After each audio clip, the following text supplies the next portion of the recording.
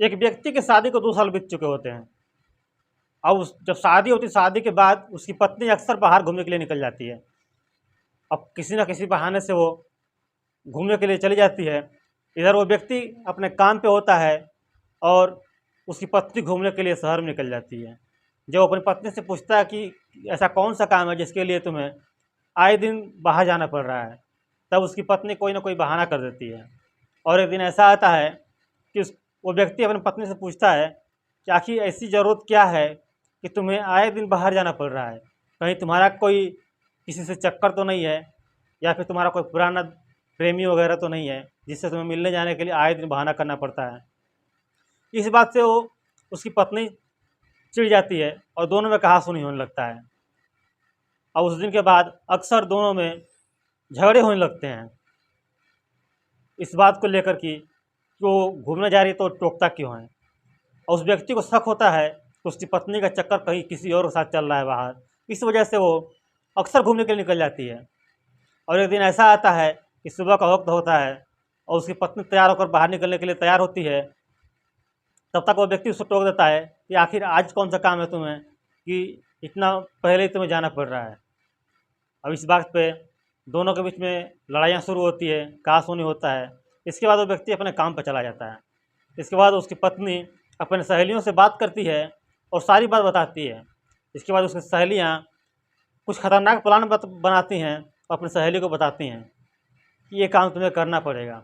इसके बाद उसकी पत्नी अपनी सहेलियों को घर बुलाती है और दोपहर का वक्त होता है। जब उसको वो व्यक्ति काम से लौट कर आता है तो उस व्यक्ति को उसकी पत्नी और उसकी 2 सहेलियाँ पकड़ लेती हैं और पकड़ कर ज़मीन पर पटक देती हैं। और इसके बाद उसकी पत्नी एक ब्लेड से अपने ही पति के प्राइवेट पार्ट को काट देती है। इसके बाद किसी तरह से जान बचाकर वहाँ से भागता है, अस्पताल पहुँचता है और पुलिस वहाँ पहुँचती है। पुलिस को सारी बात बताता है और अपनी पत्नी और अपनी पत्नी के 2 सहेलियों के खिलाफ एफआईआर दर्ज कराता है। जब उसकी पत्नी को और उसके 2 सहेलियों को गिरफ्तार किया जाता है, उनसे पूछताछ होता है, तो जो कहानी निकल कर सामने आती है उसे सुनकर आप भी हैरान रह जाएंगे।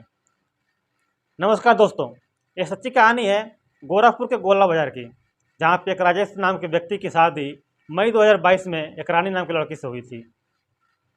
अब शादी के बाद रानी राजेश के साथ ही अपने ससुराल में रहने लगती है और कुछ वक्त बीतता है। रानी अब किसी न किसी बहाने से बाहर चली जाती है घूमने के लिए कि आज ये काम है मेरा, आज बाहर जाना है। उस वक्त तो राजेश कुछ नहीं कहता उससे, लेकिन धीरे धीरे वक्त बीतता है और रानी का बाहर जाना बढ़ जाता है। अब आए दिन वो बाहर जाने लगती है और इस बात पर राजेश अपनी पत्नी को टोकता है कि आए दिन बाहर जाना सही नहीं है।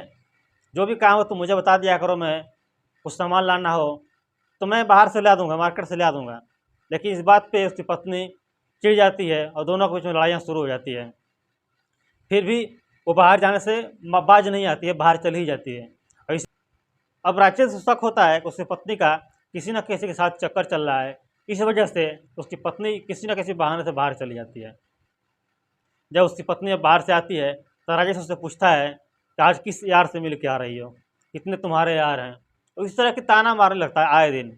वक्त बीतता है, ये सब बातें जब सुनती है उसकी पत्नी रानी सुनती है तो बौखला जाती है। और ऐसा ही एक दिन आता है कि सुबह का वक्त होता है, रानी बाहर जाने के लिए तैयार होती है।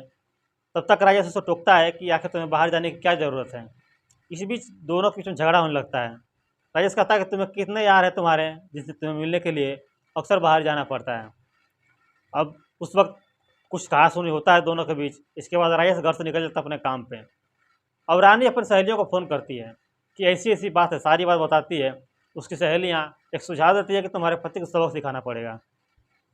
इसके बाद रानी अपनी सहेलियों को अपने घर बुला लेती है और मिलकर एक प्लान करते हैं कि राजेश को सबक सिखाना पड़ेगा, नहीं तो आए दिन वो तुम्हें टोकता रहेगा और तुम्हें परेशान करता रहेगा।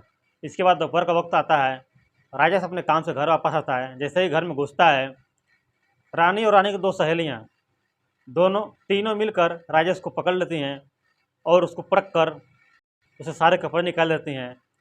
और वहीं पे एक ब्लेड पड़ा होता है जिसको रानी उठाती है और अपने पति राजेश का प्राइवेट पार्ट को ब्लेड से काट देती है। इसके बाद राजेश चीखता हुआ, चिल्लाता हुआ, तड़फड़ाता हुआ दर्द से किसी तरीके से उन तीनों के चंगुल से छूटता है और वहाँ से बाहर की तरफ भागता है। जब बाहर की तरफ भागता है तो कुछ गांव के लोग देखते हैं, जिसको इस हालत में देख कर उसको अस्पताल ले जाते हैं और पुलिस को खबर करते हैं। पुलिस आती है तो राजेश सारा बयान नोट करवाती है कि क्या हुआ था आखिर। तब राजेश सारी बात बताता है और अपनी पत्नी और 2 सहेलियों के खिलाफ FIR दर्ज कराता है और पुलिस रानी और रानी सहेलियों को गिरफ्तार करती है। तो पूछताछ होता है, सारा मामला साफ होता है कि क्या मामला था। बस एक शक की वजह से रानी ने अपने पति के प्राइवेट पार्ट को काट दिया था।